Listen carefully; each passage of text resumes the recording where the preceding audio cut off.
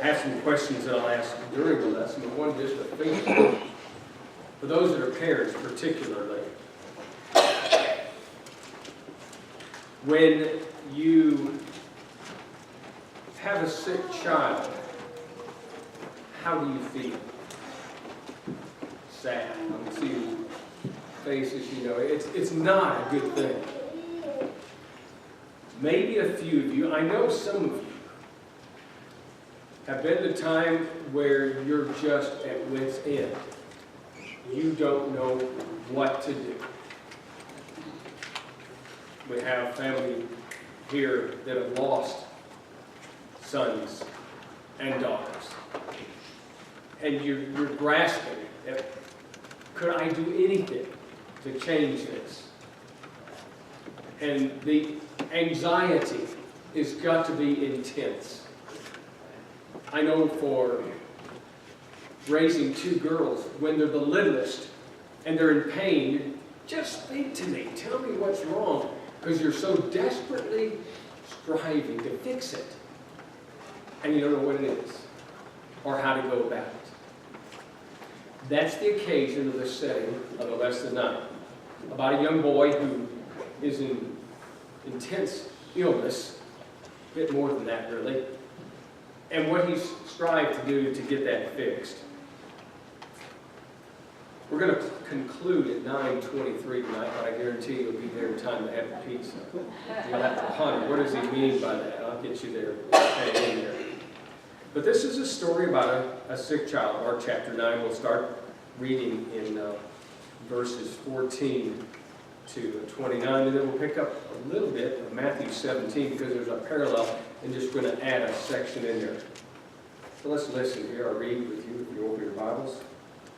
It says, now, and when he, capital H, that's Jesus, when he came to the disciples, he saw a great multitude around them, and scribes disputing with them. Immediately when they saw him, all the people were greatly amazed, and running to him, greeted him. And he asked the scribes, what are you discussing with them?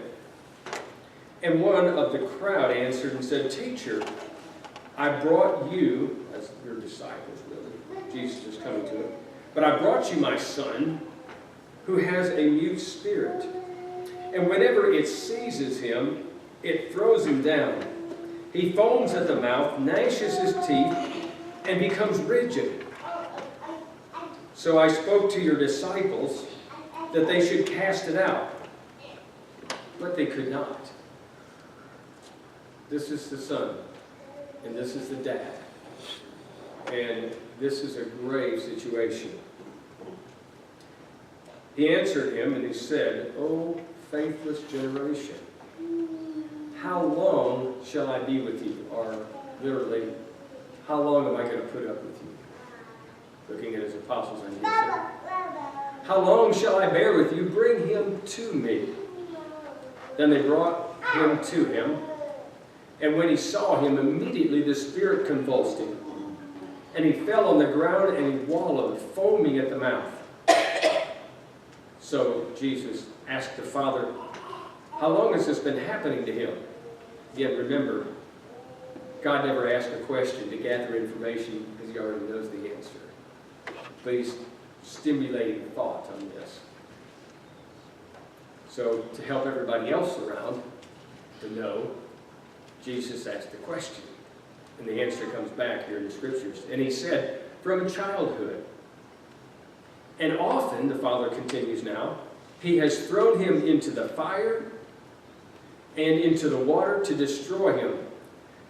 But if you can do anything, have compassion on us and help us. Jesus said to him, if you can believe, all things are possible to him who believes. Notice there's the word if being thrown around a lot. First the Father, now Jesus. Immediately, the father of the child cried out and said with tears, Lord, I believe. Help my unbelief. And when Jesus saw the people came running together, he rebuked the unclean spirit, saying to it, Deaf and dumb spirit, I command you, come out of him, and enter into him no more. Then the spirit cried out, convulsed him greatly, and came out of him. And he became as one dead, so that many said, he's dead. But Jesus took him by the hand and lifted him up, and he arose. And when they had come into the house, his disciples asked him, that is Jesus now, privately, why can we not cast him out? And so he said to them, this kind can come out by nothing but prayer and fasting. Turning to Matthew now, chapter 17, just injecting a few more tidbits into this section here, verses 14 down to verse 16, nothing more. And when they had come to the multitude, a man came to them kneeling down and saying, Lord, have mercy on my son, for he is an epileptic, and suffers severely. So he often falls into the fire and often into the water. So I brought him to the disciples, but they could not cure him. And then Jesus answered, O faithless and perverse generation, how long shall I be with you? How long shall I bear with you? So the disciples were in part of this process, as you're reading through Matthew's version here, and you're understanding with the two put together what's going on. Now let's ask a couple questions here. Multiple choice. Is the father, A, upset at the son, B, happy that all of his friends are there, because there's multitudes of people, the scriptures say, C, worried about his son, or D, embarrassed in front of all these people? C, which is worried about his son. Obviously. He could be, if he was in different situations, upset his son wasn't behaving. This is nothing about a behavior issue.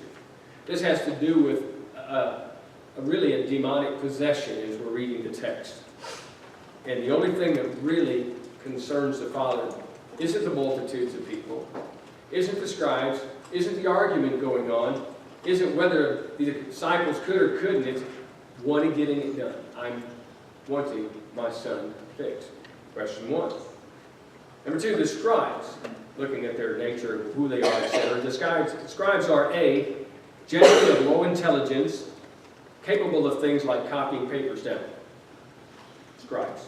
B, studious and responsible people, usually religious leaders known for copying and knowing the Old Testament manuscripts. C, wives of the Pharisees. D, copycats who don't think for themselves. D, generally low. Studious and responsible people. So what I want you to see as we're going through this is a little trivial in a sense, is there's a multitude of people out here. The Father disregards any of that happening. They're gathered around because the disciples are there.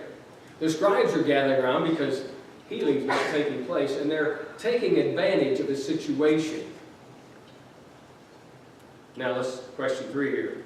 Jesus' apostles could not cure the boy because the boy had a special disease, A. B, they didn't have miraculous powers yet. C, they lacked faith. Or D, the boy wouldn't cooperate. C, they lacked faith. Not that they didn't have miraculous power. I want you to see that because in other parts of the New Testament, even during the time before Jesus had died and was resurrected, they had miraculous powers. They were given that by Jesus. As you're looking at the text, then you see what's going on here. Okay, then here's some just general questions. What is the boy's problem? Alex? Demon possession. Demon possession.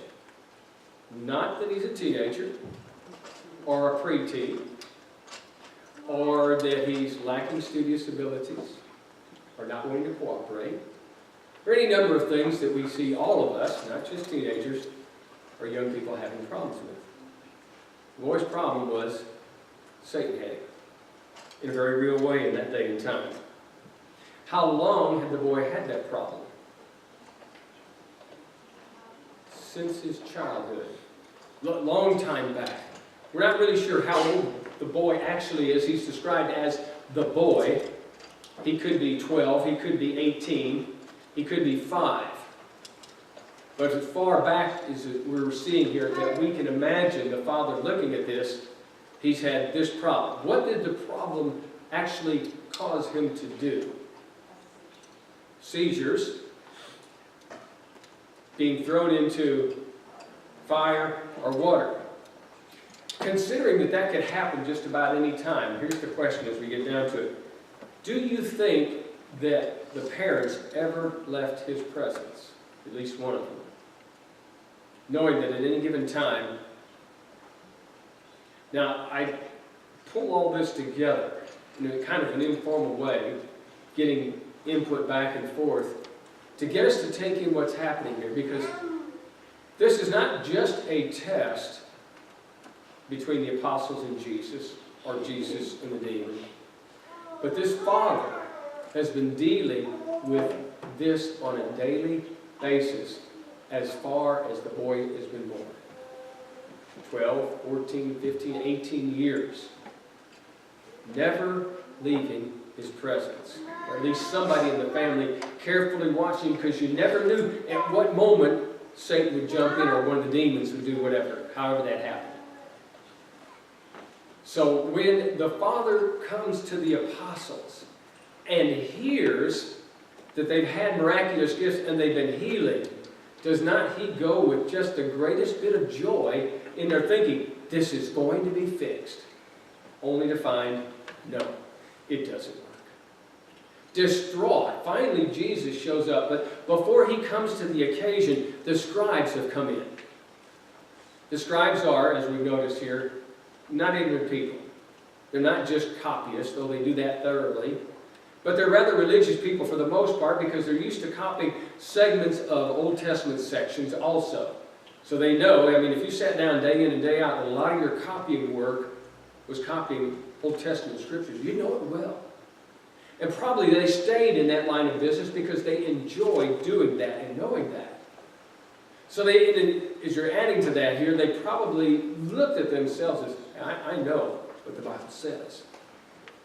And so along comes Jesus, and they're likely siding with the Pharisees, as was mentioned quite often with the scribes and the Pharisees being together.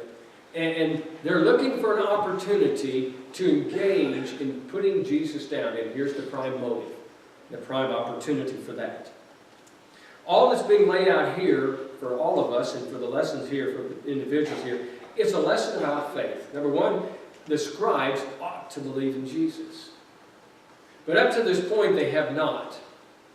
Now, as you're reading through here, in Mark chapter 9, in verse 14, to go back to this, it says that the disciples come along, there's a great multitude, and the